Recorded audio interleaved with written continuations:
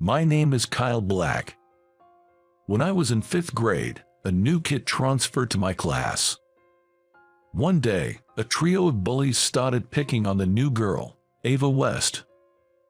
"Hey, newbie, say something." Ava, being petite and slim, was an easy target. Taking advantage of her quiet nature, they'd tease her daily, always managing to fluster her. Having watched this day in, day out, I finally mustered the courage and said, "Enough is enough. What's your deal, trying to be a hero?" Tom, the leader of the trio, quickly shifted his attention to me. "Yeah, what's Monkey Face here trying to prove? Monkey should just stick to making monkey sounds." The other two joined in, echoing Tom's taunts. "What's it to you if I look like a monkey? Haven't your fathers ever told you that men are supposed to protect their mothers and other girls? Ava just got here. We should be kind to her." Now that I am an adult, I would be a little embarrassed by this line, but at the time I thought it was the norm. Predictably, the three bullies didn't just stop. They teased me, too.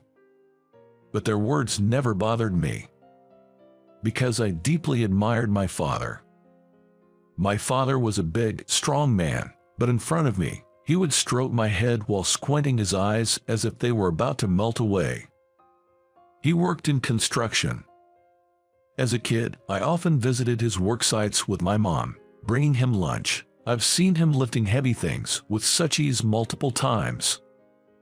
I idolized my strong yet gentle father and often said, "I want to be a strong man like Dad," to which he'd reply, "Being strong isn't just about muscles, it's about protecting those weaker than you." His words came naturally to me in my confrontation with the bullies. Of course, they didn't stop, continuing to taunt Ava.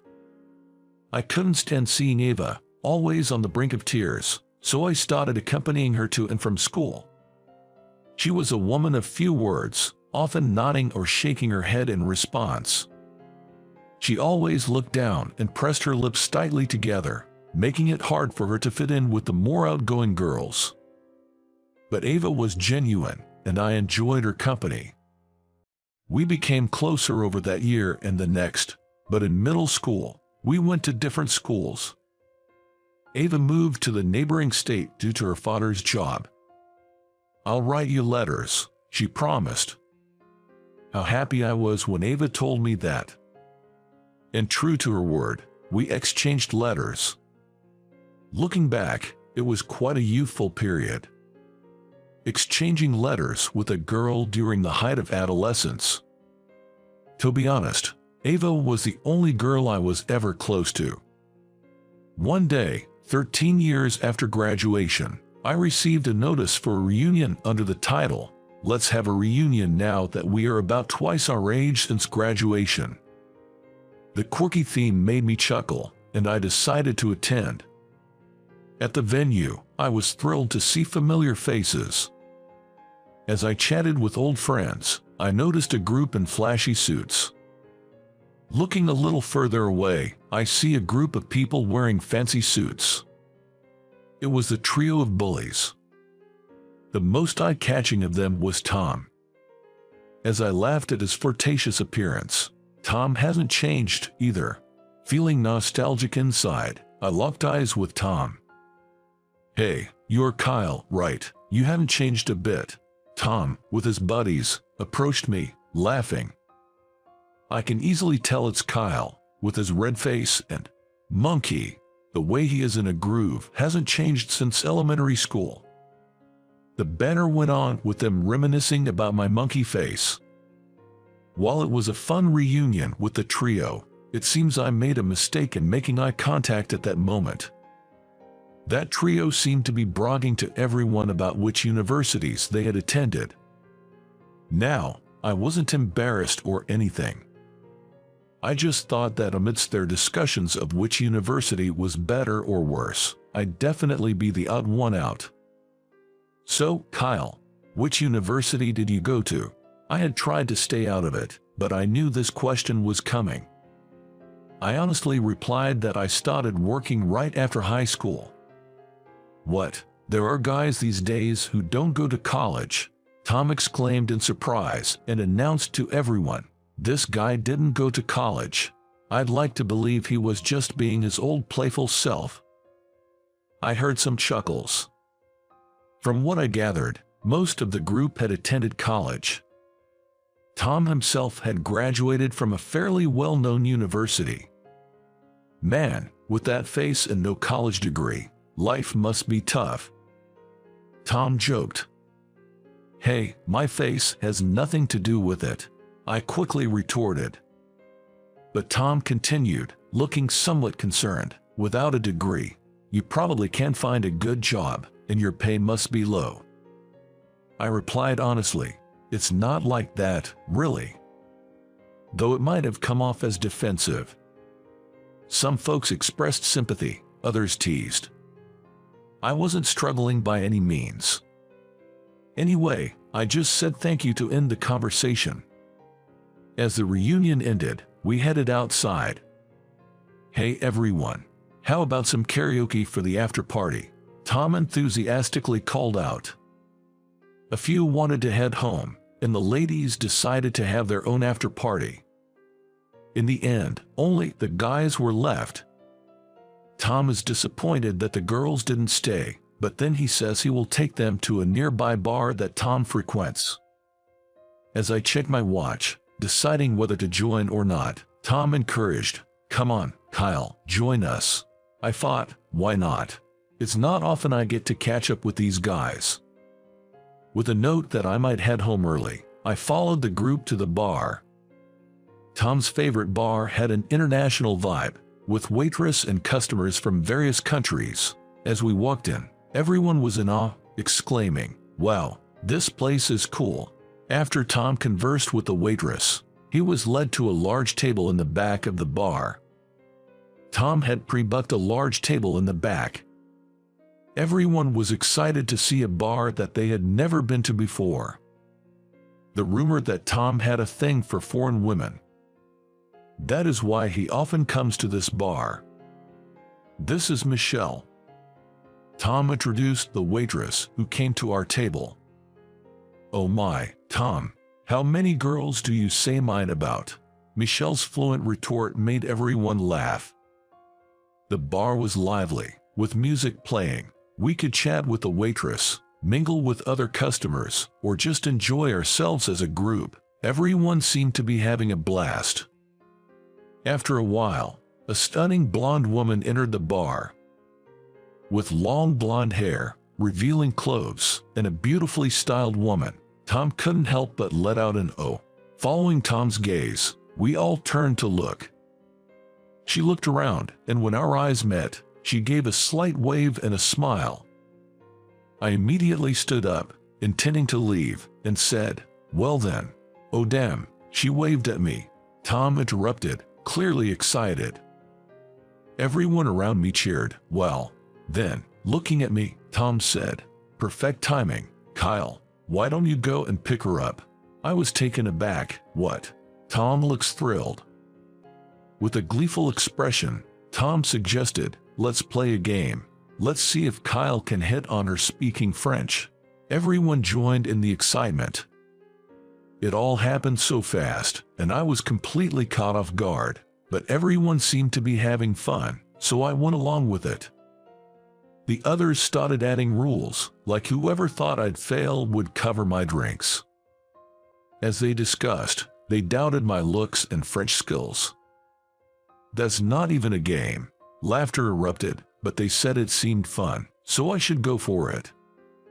"Let's see how far your high school French can take you. Go." Before I knew it, a game involving me had begun. I got caught up in the hype and said, "No way," as I approached the blonde beauty at the counter. "Excuse me, can I talk to you for a second? Everyone's been telling me to go pick on you." When I said that, she said, "What? What do you mean?"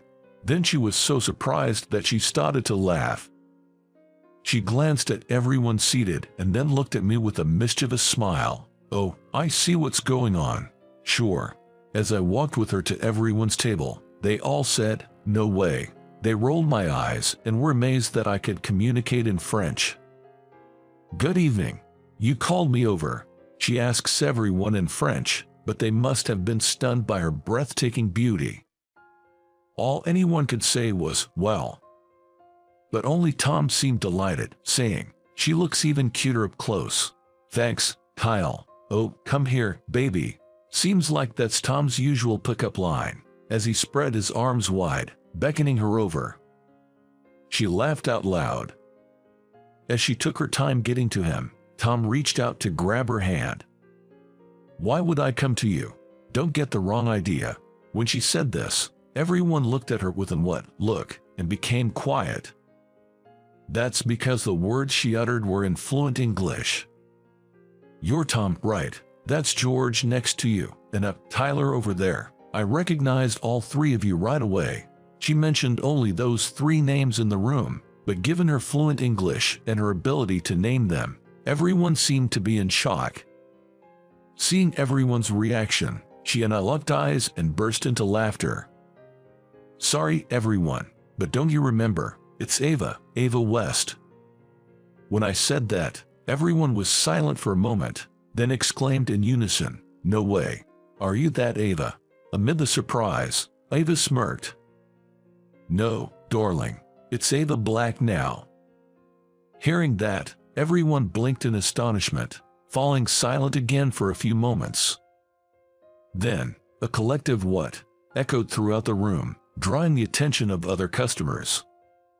Ava playfully wrapped her arm around mine, smiling brightly.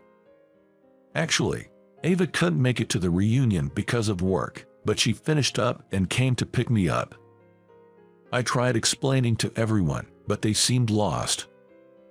Ava must have been tired from work, but when I briefly emailed her about attending an after-party, she replied, "I'll pick you up." The truth is, I still have some work to do after I get home. On Saturday nights, it's hard to hail a cab, so I took advantage of Ava's kindness. Everyone kept saying, "I didn't recognize Ava, she's become so beautiful." Indeed, Ava in elementary school was short and petite, and always looked down, very timid. I was plain back then, but the trio hasn't changed much. I recognized you guys instantly. Besides, I remember what you did to me. When Ava said that, Tom and his friends looked awkward. Ava had just returned from France at the time. Her father was American, and her mother was French. Due to her father's job, she had lived in France for a long time and barely knew basic English. She had been mocked for her intonation, which made her even more reluctant to speak. I was sad every day back then. When Ava told the three of them this, they sincerely apologized, saying, "We're sorry.